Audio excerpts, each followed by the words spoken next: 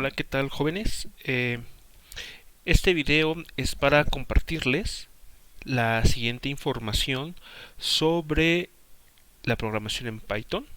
Esto es complemento a lo que se revisó en una clase anterior.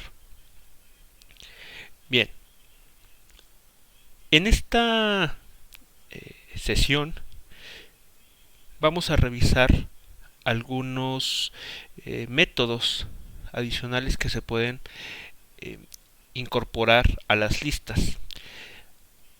Habíamos visto la sesión anterior que una lista es un arreglo en el que se pueden colocar diversas variables, y tal vez lo que no se mencionó es que estas listas pueden contener información de distintos tipos. Por ejemplo, aquí se puede ver que la lista 1 contiene información de variables tipo cadena y tipo entero. Así que bueno, se puede hacer esa combinación. Aquí, por ejemplo, si queremos mostrar en pantalla la información que tiene esa lista, podemos utilizar la función print. Ahora bien, si se quiere agregar un elemento nuevo a una lista ya existente, lo que se utiliza es la función append.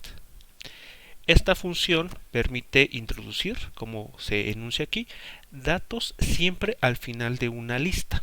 Por ejemplo, en la lista 1, si ejecutamos nuevamente esta instrucción y pedimos que se nos muestre la lista 1, podemos ver que en comparación a la línea anterior, la nueva lista tiene este elemento.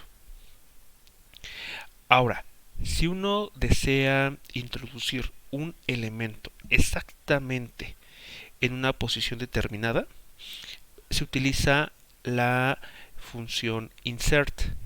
Aquí la función insert, como se muestra en esta información, necesita de dos elementos, ¿no? Hay que agregar dos instrucciones. Uno es el índice y otro el objeto. El índice es el lugar en la lista en el que queremos agregar dicho objeto. Por ejemplo, aquí tenemos que se va a agregar el elemento 14 al índice 2. Recordemos que en este tipo de lenguaje la numeración siempre va a empezar por 0. Así que eso hay que tomarlo en cuenta. Sería entonces el 0, el 1, el 2. Entonces, si ejecutamos y pedimos que se nos muestre nuevamente, podemos ver que en el lugar de USA ahora está el 14.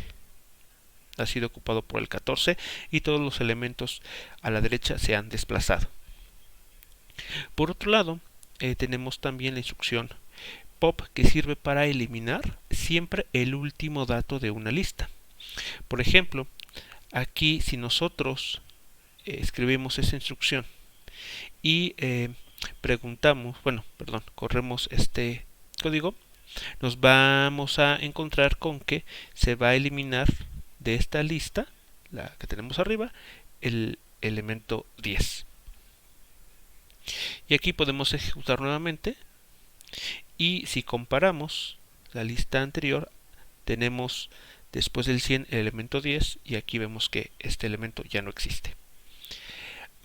A veces puede ocurrir que no recordamos o no sabemos qué es lo que hace determinada instrucción.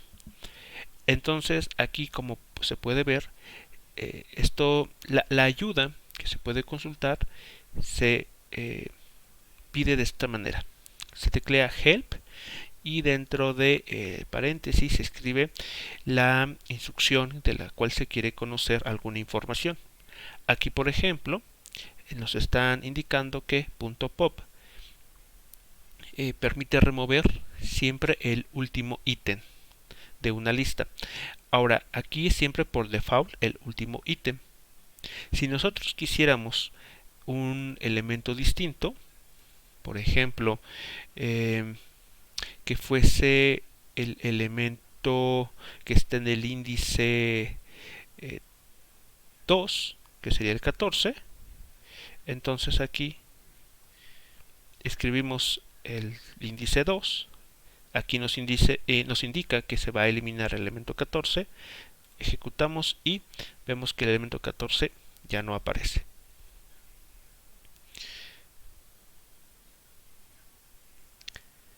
Aquí podemos hacer nuevamente instrucción .pop sin ningún carácter, sin ningún índice indicado, y por default nos elimina siempre el último. Por lo tanto, en la lista siguiente solamente nos va a aparecer 3 elementos.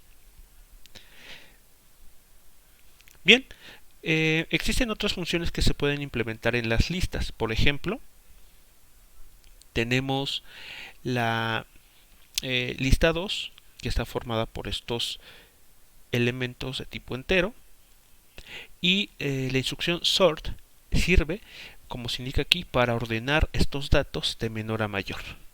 Si aplicamos al objeto la función sort, recordemos que siempre va acompañada del punto, la instrucción que le queremos aplicar al objeto que se encuentra a la izquierda, y ejecutamos nuevamente, podemos ver cómo estos elementos se han ordenado del más pequeño al más grande.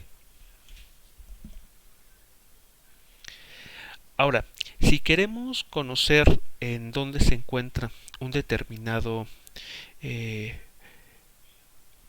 si queremos saber qué elemento se encuentra en un determinado índice, podemos escribir, como se muestra aquí, la lista 2 y entre estos corchetes el índice de elemento que nos interesa conocer.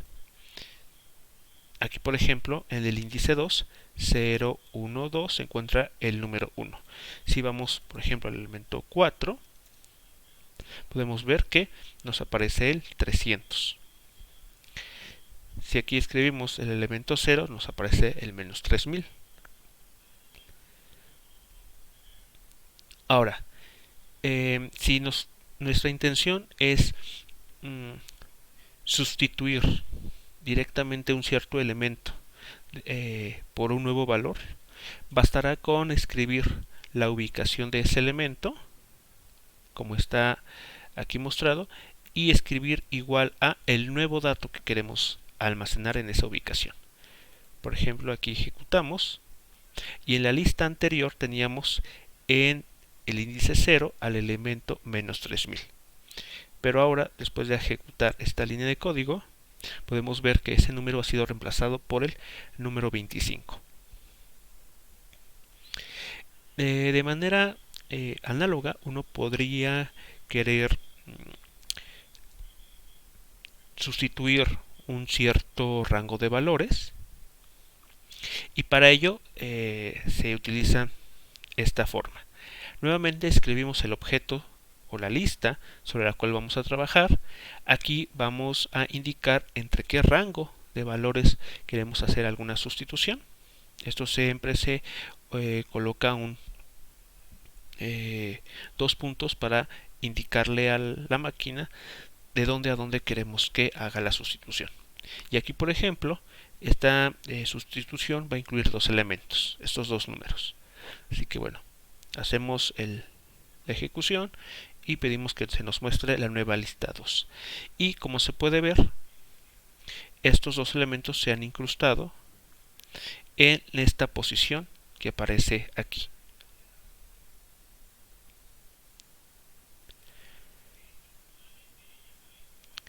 Nuevamente, bueno, aquí se muestra que para esta nueva lista podemos nuevamente quitar algún elemento en específico.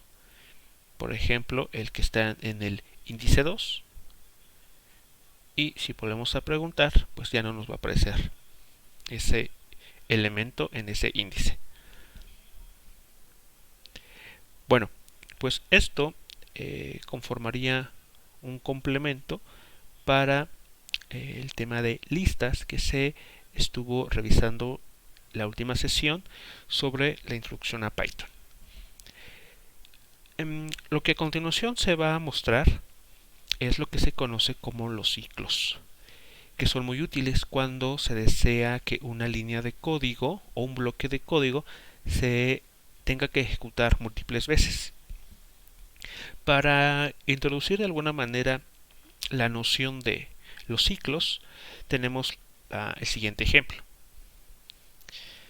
Bueno, aquí vamos a comenzar por el llamado ciclo for, que se utiliza cuando se tienen que realizar ejecuciones de un código de forma cíclica. Vamos a aclarar esto con este ejemplo. Pensemos, por ejemplo, que queremos imprimir en pantalla el elemento 2, el número 2. Entonces, una forma muy simple e inicial, pues podría ser escribir 5 veces la instrucción print. Entonces, ¿cómo logramos nuestro objetivo? El elemento 2 sea mostrado en pantalla 5 veces. Pero como esto, imagínense que se deseara ejecutar una línea similar pero muchas más veces, sería un poco cansado tener que escribir tantas veces esa instrucción. Entonces para eso se utiliza la función for o el ciclo for. Bueno, aquí vamos a ver cómo se define. Se escribe primero la instrucción for, después aquí un índice. Este índice va a adoptar estos distintos valores. Es decir, la x en un primer ciclo va a adoptar el valor 0 y cuando eso suceda imprime el número 2 en pantalla. Después termina ese ciclo y x va a pasar al índice o al elemento 2, va a imprimir en pantalla el número 2, va a regresar, va a tomar el valor de 2, después de 3, de 4 y en cada ciclo va a estar imprimiendo en pantalla el número 2. Así que como se puede ver en dos líneas de código, esencialmente, uno ha escrito todo esto que había tomado 5 líneas de código. Ahora, si uno quisiera, por ejemplo, imprimir más veces, pues habrá que agregar en esta lista todos esos elementos. Hay otras maneras más económicas también de poder ingresar esta lista. Por ejemplo, se puede definir primero la lista, como está aquí, una lista de 5 elementos. Esta lista se almacena o se guarda en la variable A y después se escribe el código para x en A. Aquí la máquina va a interpretar que esta x va a estar tomando valores desde 0 hasta 4 y va a estar de esta manera operando cíclicamente, imprimiendo el 2 hasta terminar con el último valor. Y nuevamente tenemos en pantalla este número. Otra manera de escribir lo mismo y que a veces es más común de encontrar es utilizando la función range. La función range se utiliza para, como se muestra aquí, definir intervalos. Entonces, por ejemplo, si escribimos range 5, se está generando un intervalo desde 0 hasta el último elemento, que es 5. Así que será un rango de 5 elementos. Bien, aquí podemos ver nuevamente la misma instrucción anterior, pero utilizando la función range.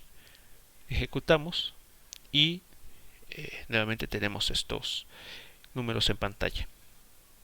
Aquí, bueno, se me olvidó, cada vez que se escribe la función for hay que escribir también dos puntos para indicar a la máquina que esta instrucción se va a ejecutar cada vez que esta x vaya tomando sus valores y lo que va a resultar en cada ciclo es lo que se muestre abajo. Ahora, algo muy importante a tomar en cuenta es la forma de escribir esto en el código. Si uno puede notar, el print se encuentra con una sangría respecto al elemento for. Esto es porque de esta manera se le está indicando a la máquina que el print forma parte o está dentro de la instrucción for. Así que bueno, ese es un dato muy importante. El lenguaje técnico me parece que esto se llama indentación. Así que aquí la instrucción print está identada, tiene una sangría respecto a la línea vertical de la primera, de la instrucción for. Bien, ya que vemos que se van a estar realizando ciclos de alguna determinada instrucción, a veces es recomendable utilizar lo que se llaman acumuladores. Los acumuladores se utilizan, como su nombre lo indica, en ir acumulando en cada ciclo una cierta información. Por ejemplo, consideremos la asignación o la definición de la variable x igual a 5. Así que x va a tomar este valor. A continuación hacemos la siguiente instrucción. Con esto estamos indicando que a la x que tenemos aquí arriba se le va a sumar un 1. Y al mismo tiempo a la x la volvemos a renombrar consigo misma. Así que a la suma de x más 1 la volvemos a definir o a asignar en la variable x. Así que después de esta ejecución, si volvemos a escribir x, podemos ver que tiene el valor de 6. Si a este elemento le queremos, por ejemplo, agregar nuevamente 1, podemos definirlo de esta manera, x más 1. Y podemos renombrarlo nuevamente como x. Así que hacemos esto e imprimimos y vemos que ahora toma x el valor de 7. Así que en estas dos ejecuciones hemos incrementado cada vez en una unidad al elemento 5 y hemos seguido utilizando la misma variable. Ahora, esto también se puede implementar utilizando el ciclo for.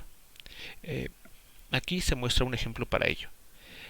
Se comienza con la variable x sub 2, a la cual se le asigna el valor de 3. Así que x2 en esta línea de código vale 3.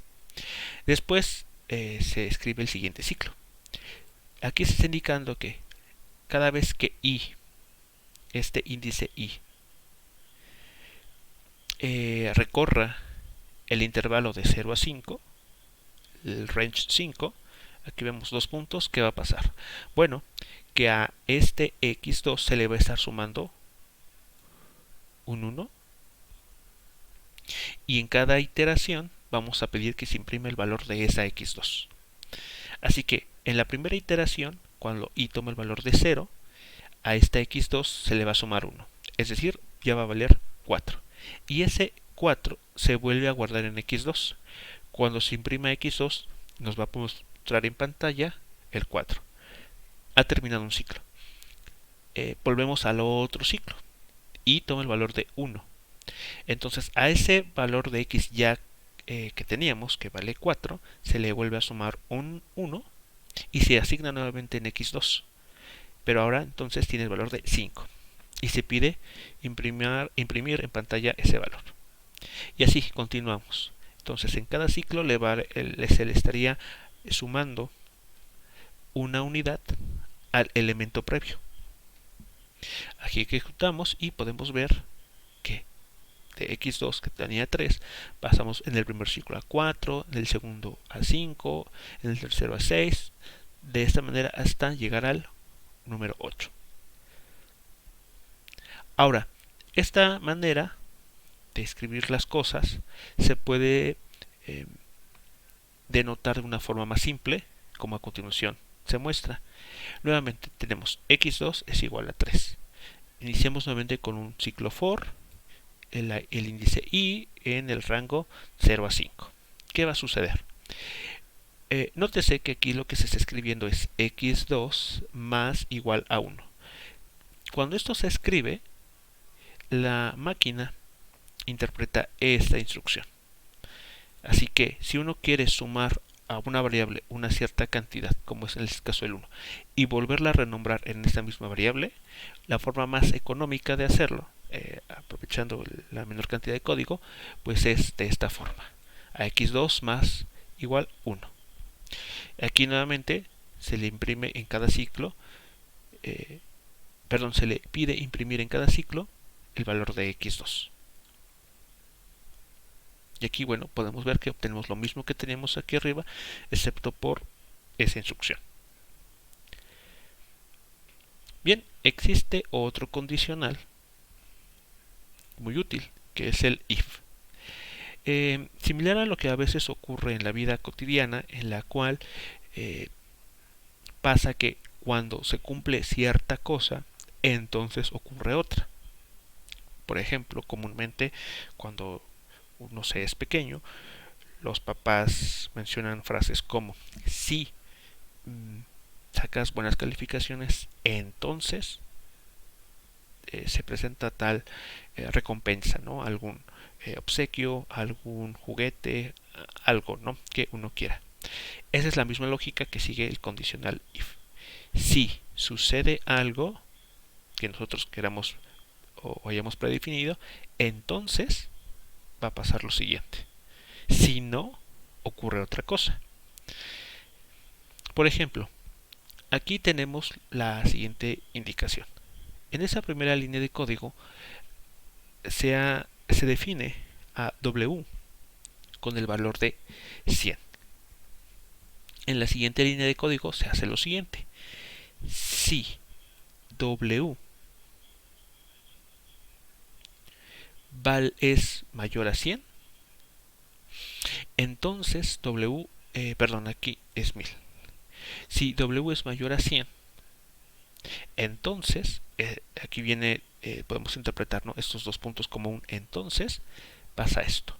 Se va a imprimir en pantalla, tu número es mayor a 100. Else es para decir si no ocurre lo anterior, ¿qué va a suceder? Se va a imprimir, tu número es menor a 100. Entonces podemos ejecutar esto y aquí nos está pasando lo primero, tu número es mayor a 100. Si aquí cambiamos y anotamos, por ejemplo, 10, si W es mayor a 100, entonces imprime esto. Como sabemos de antemano que esto no se va a cumplir, pasamos al else. Tu número es menor a 100. Ejecutamos y podemos ver que nos ha puesto en pantalla, tu número es menor a 100. Así que bueno, de esta manera uno puede utilizar el condicional if, para que una parte del código se ejecute mientras se cumpla esta condición. Si esta condición no se cumple, entonces podría ejecutar otra parte del código.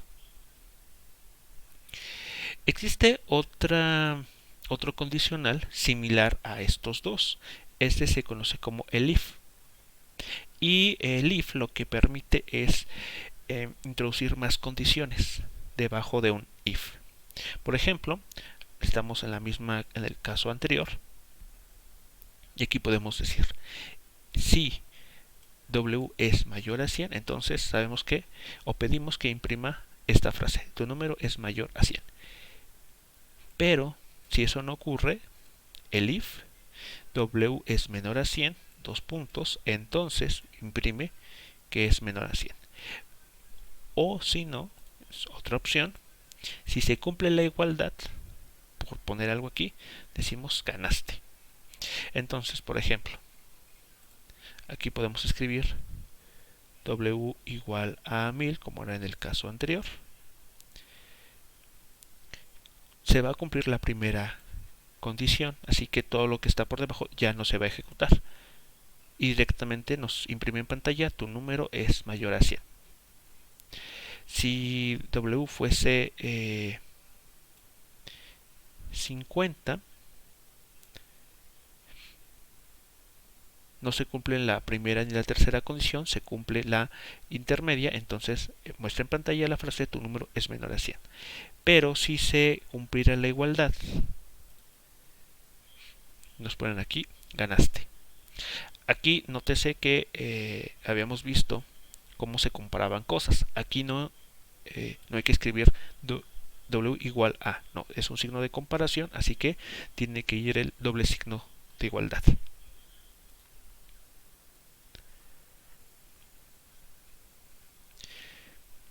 Bien, aquí tenemos unos ejemplos en los cuales uno puede utilizar estas instrucciones para ejecutar algunas cosas interesantes.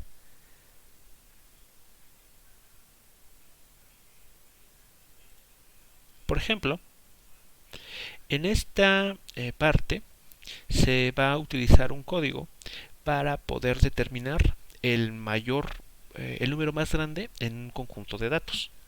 Y para esto se va a utilizar tanto el ciclo for como el condicional if. Bueno, ¿cómo se hace esto? Se parte, por ejemplo, de una lista que uno puede predefinir. Aquí está. Nosotros definimos num como esta lista, este conjunto de datos. Después definimos una variable que se nombra como bestNum igual a este término. Aquí estamos indicando que bestNum está tomando de inicio el elemento con índice 0 en nuestra lista definida arriba. Así que num es la lista y aquí estamos indicando el índice del elemento. Como es un 0, es decir, estamos igualando bestNum con el 9. Vamos a partir con esa condición. Después escribimos la siguiente instrucción. Decimos, para el índice n que va a tomar valores en nuestra lista, vamos a hacer lo siguiente. Así que aquí eso nos está hablando de un ciclo. Así que, ¿qué va a ocurrir en cada ciclo? Se va a hacer la siguiente pregunta. Si n, el número que se está tomando en ese ciclo, es mayor que bestNum, el que está aquí, entonces nuestro índice n va a adoptar el papel de bestNum. Así que aquí estamos reasignando variables o renombrando, como se suele decir. Y termina el ciclo. Y seguimos con el término siguiente. N ahora toma el papel de 3 en el siguiente ciclo y vuelve a hacer la pregunta. ¿Ese número en el que estoy es mayor que el número anterior? Si esto es así, entonces se renombra nuevamente y bestNum adopta el valor de esa cantidad en ese momento. Continúa el ciclo de esta manera hasta lograr encontrar el número más grande. Si uno aquí ejecuta, si uno aquí ejecuta, puede ver que nos entrega el resultado, nos imprime en pantalla que el elemento bestNum, el elemento más grande, es justamente el 29.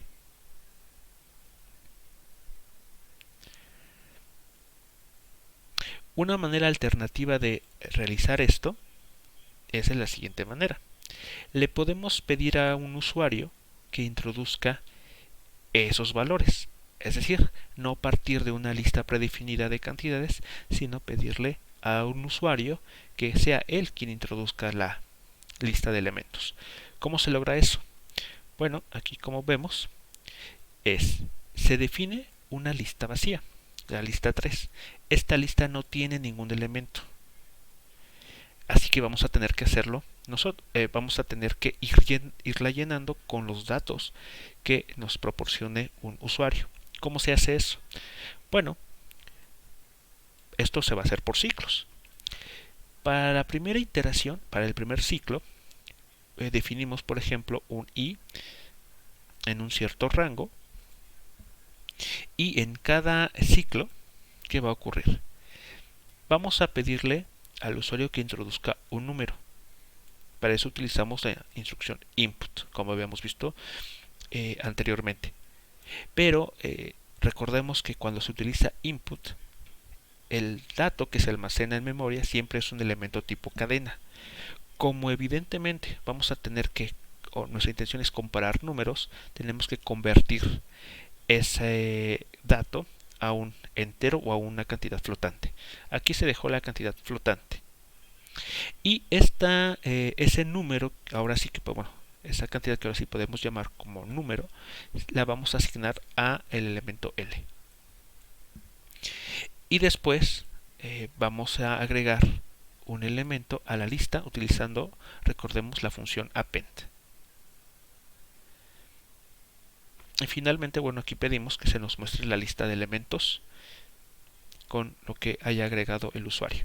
Entonces, aquí ejecutamos y vean, se nos aparece el mensaje de introducir un número. Podemos introducir el 87. Entonces ese 87 ya se almacenó en este primer ciclo a la variable L y esta a su vez se ha guardado como un primer elemento en la lista 3. Otro elemento puede ser el 56, después el 41.6, otro elemento el 89.5 y después el 0.123. Y aquí está. Tenemos la lista 3 formada por los elementos que ha agregado el usuario.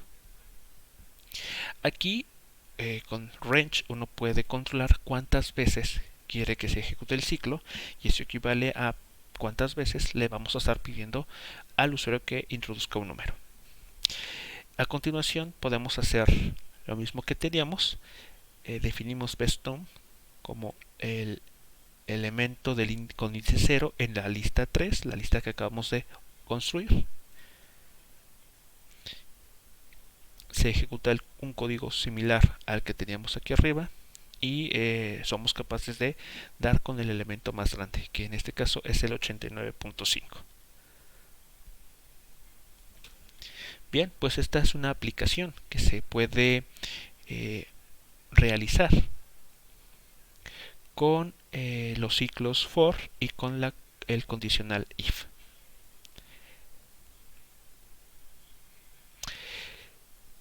Como un ejercicio para que ustedes realicen a modo de práctica, es que ejecuten, o mejor dicho, elaboren un código en el que se busque ahora el elemento más pequeño de un conjunto de datos. Aquí ustedes van a tener la opción de predefinir la lista de elementos, como fue en el caso anterior, en el que la lista ya estaba dada, o bien, como fue en este otro caso, que se le pida a un usuario ingresar los datos a su entero gusto. Y la idea es que al final,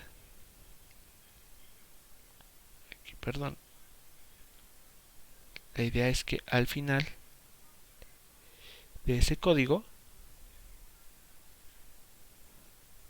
se envíe el siguiente mensaje: el número más pequeño es, o el número más pequeño ingresado es cierta cantidad.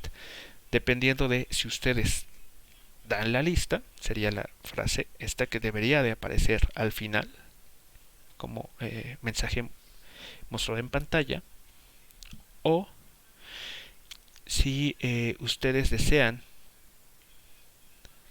que sea el usuario quien ingrese ciertos datos, entonces el mensaje que deberá enviarse al final de la ejecución es este: el número más pequeño ingresado es, y aquí, la cantidad.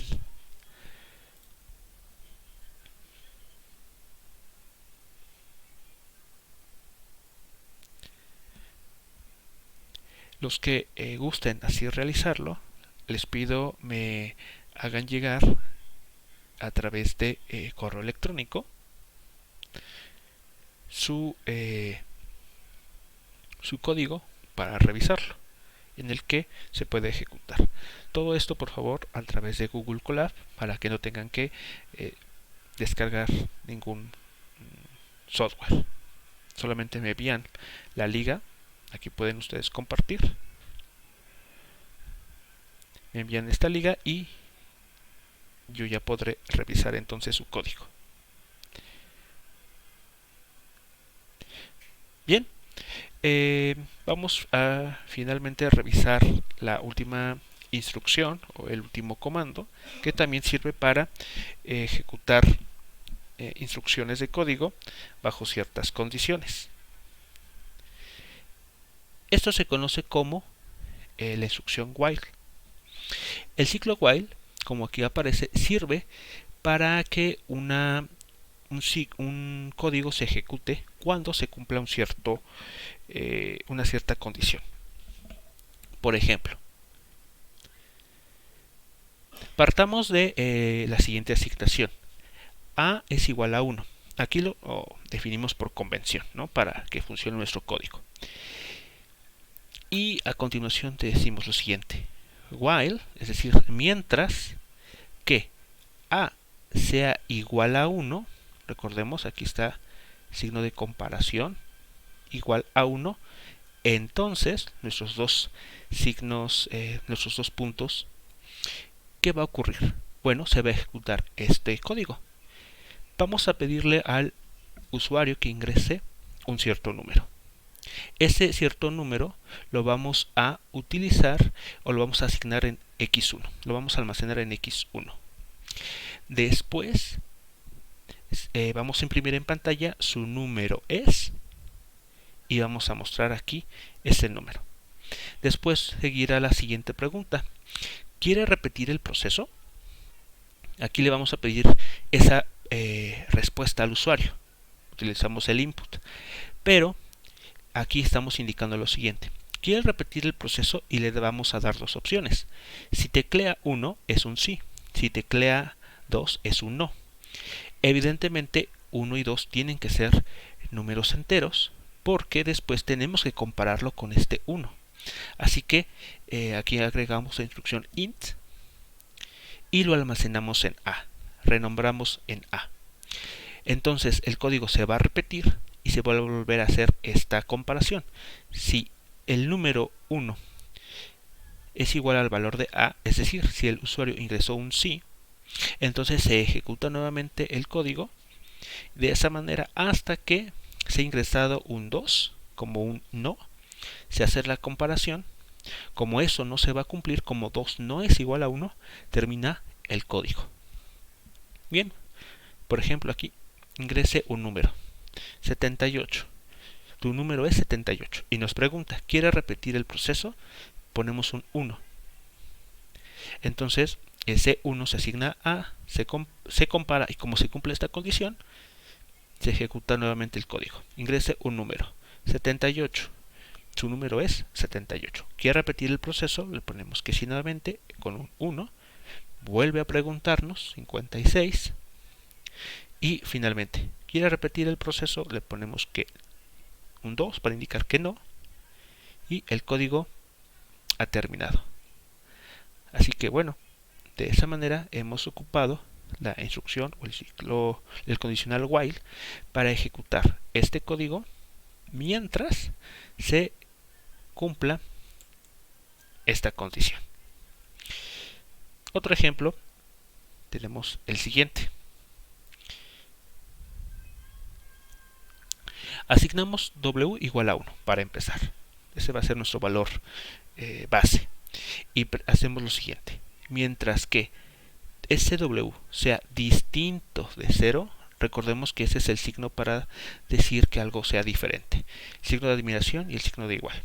Entonces, mientras que SW sea diferente de 0, ¿qué va a estar pasando? Se va a ejecutar esa instrucción. Vamos a pedirle al usuario que introduzca un número distinto de 0. Lo vamos a convertir a flotante y vamos a imprimirlo. Lo vamos a asignar a W, es decir, renombramos nuevamente e imprimimos en pantalla el valor de W. Y se va a ejecutar nuevamente el código. Y así va a continuar hasta que el usuario ejecute algo que hasta que no se ejecute esta o no se cumpla esta condición.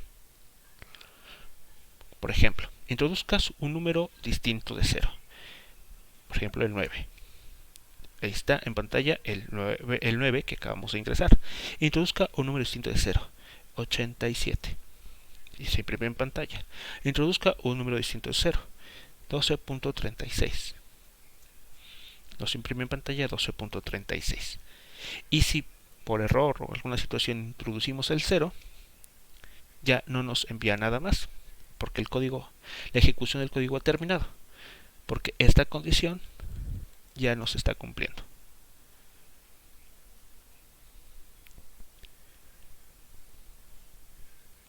Bien, aquí para terminar un último ejemplo. En este código se va a buscar, se va a construir una calculadora para conocer el promedio de calificaciones de un grupo de estudiantes.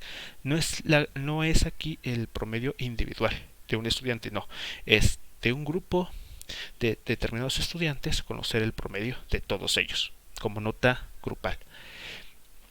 Para ello se utiliza lo siguiente. Se define dos elementos, total y alumnos. Aquí se ha definido de una manera un poco diferente a lo que se ha escrito anteriormente. Si recordamos, podemos definir total como 0 y después alumnos como 0. Pero estas dos líneas de código la podemos ahorrar si escribimos de esta manera: total, alumnos. Y después igualamos ambos valores a condiciones, a cantidades iniciales. Aquí tiene uno que ser muy cuidadoso porque la asignación de valores es 1 a 1. ¿Qué quiere decir esto? Que el primer elemento, el total, se le asignará el 0. Si quisiéramos, por ejemplo, que alumnos tuviese un valor distinto, entonces le ponemos aquí el 1. Y la máquina va a interpretar que el primer número corresponde a total y el segundo a alumnos. Bueno, iniciando como estaba anteriormente 0, vemos lo que va a pasar. Pedimos al usuario que introduzca la nota del estudiante a través de un input. Ya que tenemos guardado ese carácter, lo vamos a convertir a flotante, porque las calificaciones en general pueden ser decimales, y lo vamos a guardar o vamos a definir la variable nota. Entonces nota va a tener el valor de la primera calificación del estudiante, y aquí le decimos al usuario que cuando termine ingrese -1. Bueno, entonces mientras el valor de nota sea distinto de -1, ¿qué va a pasar? Se va a ejecutar lo siguiente: a total le vamos a agregar el valor de nota. Esto es para acumular calificaciones, y volvemos a nombrar total como total. Y posteriormente a alumnos, que está inicialmente con 0, le sumamos un 1 y lo volvemos a renombrar como alumnos. Entonces, cada vez que se ejecute esta línea de código, estamos sumando calificaciones, esa es la primera línea, y el número de alumnos. Cuando esto termine, volvemos a preguntarle al usuario: introduzca la nota del siguiente estudiante. Y se repite esto nuevamente. Cuando el usuario ingrese el -1 para salir, porque ya ha terminado de ingresar todas las calificaciones, se va a ejecutar lo siguiente: se va a hacer el cálculo del promedio grupal. El total de alumnos que se hayan encontrado o que se hayan ingresado, el total de calificaciones o la suma total de calificaciones entre el número de alumnos que hemos ingresado. Eso nos va a dar entonces el promedio total del grupo. Y aquí enviamos entonces en pantalla el siguiente mensaje: promedio de notas del grado escolar es. Y aquí se presenta una forma alternativa para poder mostrar en pantalla una cantidad que no es de tipo cadena. Recordemos que aquí promedio es un elemento diferente de tipo cadena, es de hecho un elemento flotante. Entonces lo que se hace a continuación es convertirlo a cadena. Aquí como vemos str para convertir promedio en cadena, y concatenamos con la otra frase. Como podemos ver, aquí hay un elemento suma para concatenar elementos tipo cadena. Ejecutamos nuestro código e ingresamos la nota del estudiante, por ejemplo un 8.9. Después introduzco la nota del siguiente estudiante, 4.5, un 7.9, posiblemente un 7. Perdón, un 7.5, y como ya hemos terminado ponemos un menos 1. Entonces, como ya no se cumple esta desigualdad, se ejecuta el promedio y nos muestra en pantalla el promedio de notas de ese grado escolar. Bien, así es como uno puede utilizar la instrucción while para, mientras se cumpla una cierta condición, ejecutar un cierto bloque de códigos. Bien, pues esto es todo lo que se quería mostrar en esta sesión. Así que, bueno, aquí que no se olvide, quien guste hacerlo para ir practicando, se le pide entonces que elabore un código en el que, ya sea a partir de una lista predefinida de datos o bien de un conjunto de datos que el usuario ingrese, determinar de ese conjunto de números cuál es el número más pequeño. Y después, y una vez que eso se ejecute, nos tiene que aparecer en pantalla justamente alguna de estas frases. El número más pequeño es tal, o el número más pequeño ingresado es este otro.